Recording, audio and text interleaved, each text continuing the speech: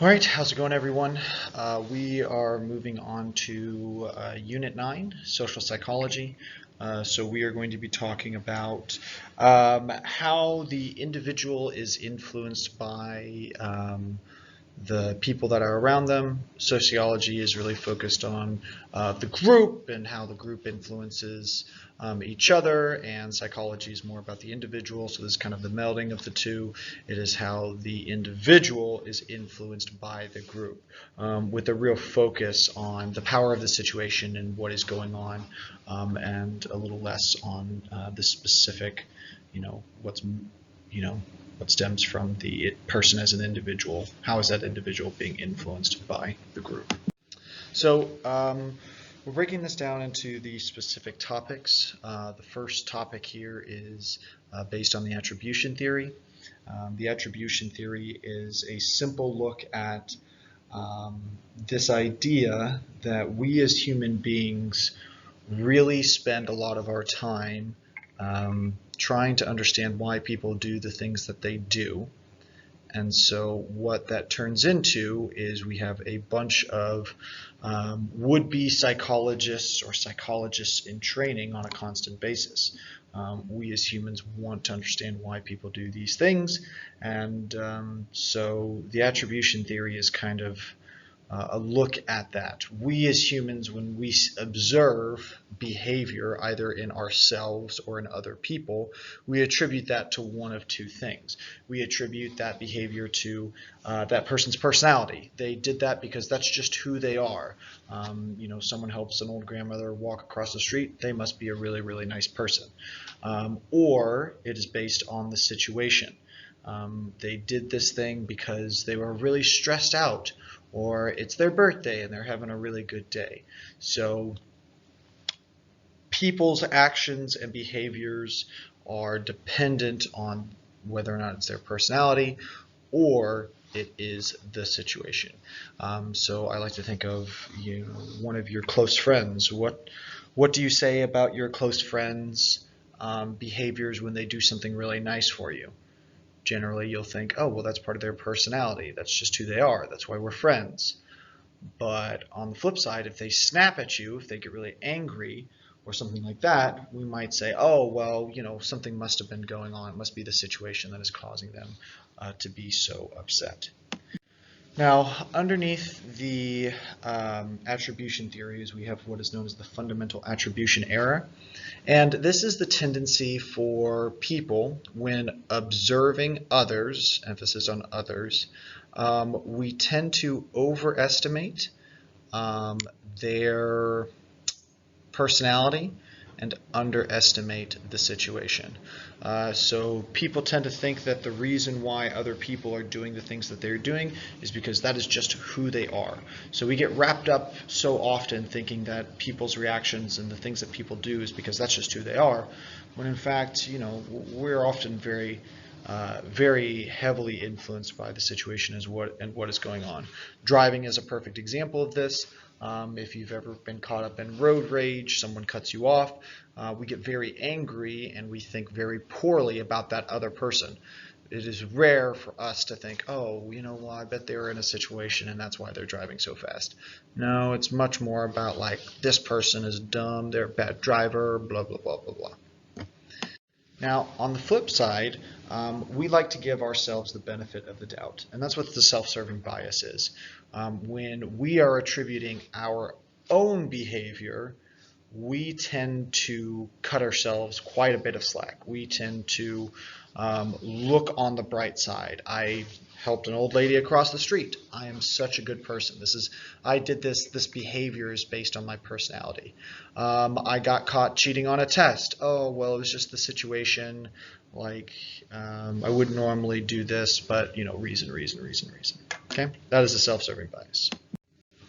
Okay, the false consensus effect. So we're kind of stepping away a little bit from the attribution theory. It still is kind of under that umbrella, but it's a little bit farther away. And the false consensus effect is simply this idea that we overestimate how much other people agree with the things that we believe. And so we oftentimes think that our opinions about things are normal, are what a lot of people believe. And this happens oftentimes because of the people that we choose to spend our time with, the people that we choose to be around are those types of people that oftentimes will agree with us. We want to spend time with people that are like-minded because we like to be affirmed in what we believe. So oftentimes when we get out of our normal comfort zone, we might be very surprised at how many people don't agree with us. There's a classic example is just moving or leaving the United States and going to another country.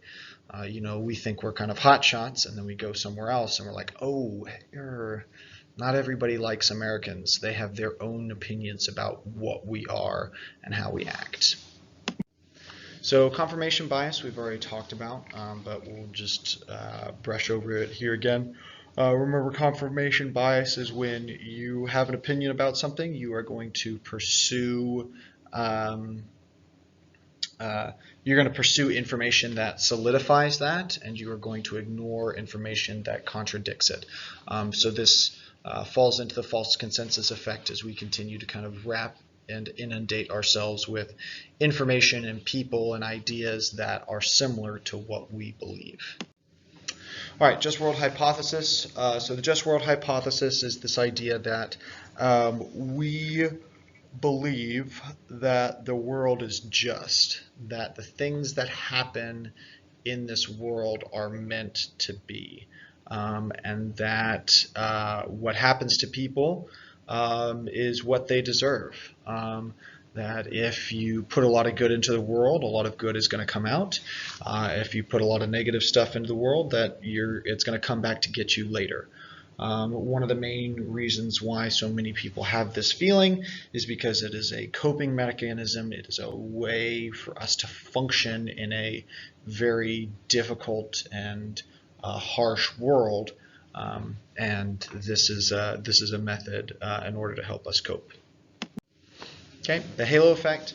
The halo effect is this idea that we oftentimes attach ourselves or overly care about certain aspects of human beings, especially physical attractiveness, and we take that specific quality or whatever quality that is, and we extend it to other parts of the person.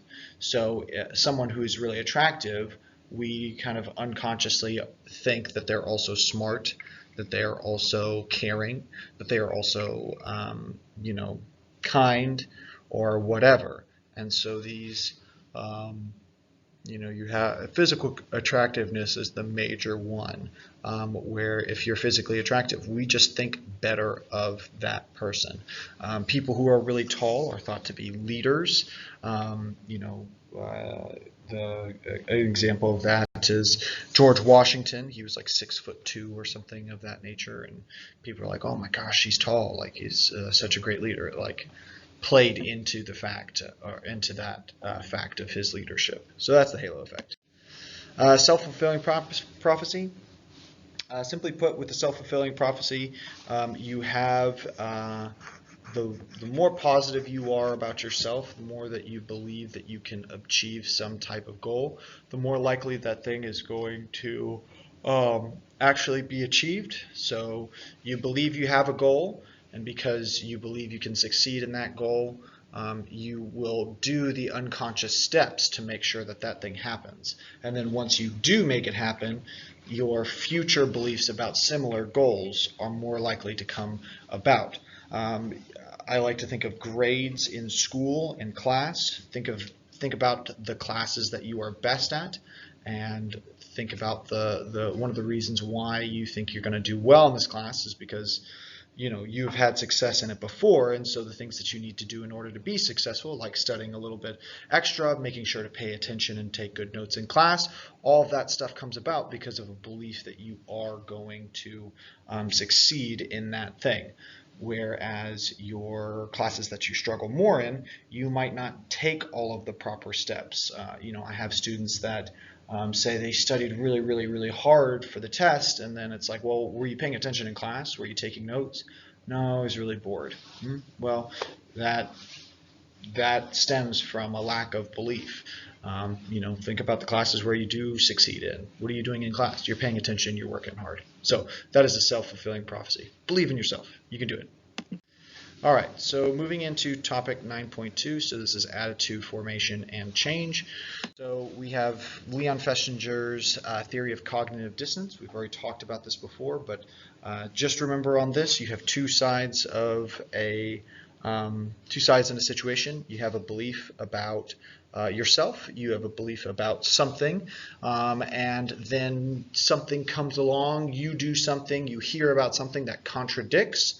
And so what ends up happening is it creates this dissonance, this cognitive tension, this mental stress or tension. You can't have both of these things existing at the same time. So the theory of cognitive dissonance says that you are motivated to make a decision. You are motivated to do something here. You are motivated to be more kind or care more about the situation and say it's not that big of a deal. That is cognitive dissonance. Okay, so routes to persuasion. So two major routes to persuasion. Persuasion is simply trying to get someone to do something, trying to get someone to purchase something or believe something. And so there are several different, two major different ways of doing that. You have central route and you have peripheral route to persuasion. So central route is I am convincing you to buy a product or believe in this thing based on the merits of that thing. Why should you move to Texas? Well, if you like warm weather, if you like low taxation, if you like cheap housing products, cheaper standard of living, you should move to Texas. Those are all things that are true about Texas, facts about Texas that you use in order to entice someone to come and move here. You can talk about a politician who wants to get reelected. I believe in this, I will do this, I have accomplished this. These are all facts, and these are all things that can motivate someone to vote for that person. Now, peripheral route goes not the opposite way, but it goes around. So central route, I'm telling you exactly what I'm doing. Peripheral route, you're using outside influences to convince someone. So this is the celebrity touting some sort of like perfume or sports drink. Like, oh, this person drinks that. I like this person. I should do that. We've all been convinced at one point in time in our lives to do something that, we've all been convinced to do something because someone attractive or someone that we thought was really cool has said, hey, you should go do this thing. That's peer pressure in a nutshell. Now, the elaboration likelihood model is this big model that has us look at what method is going to be most useful in a certain circumstance and why that is. So a simple example of that is if the decision or the thing that we are trying to convince the person of is really important, peripheral route to persuasion doesn't really work as well. So if it's like a big lifetime decision, if it is something that the person has spent a lot of time researching and studying, if it's something that they really know a lot about, then central route to persuasion is the way to go. I have never seen a commercial for house buying where they used attractive models or celebrities in order to get me to buy a house.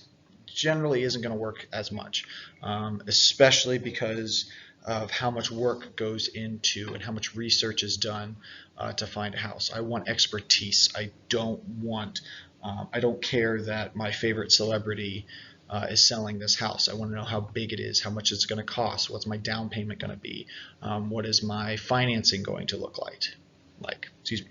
Okay, so that's it for topics 9.1 and 9.2. Thanks for stopping by, guys. Have a good day.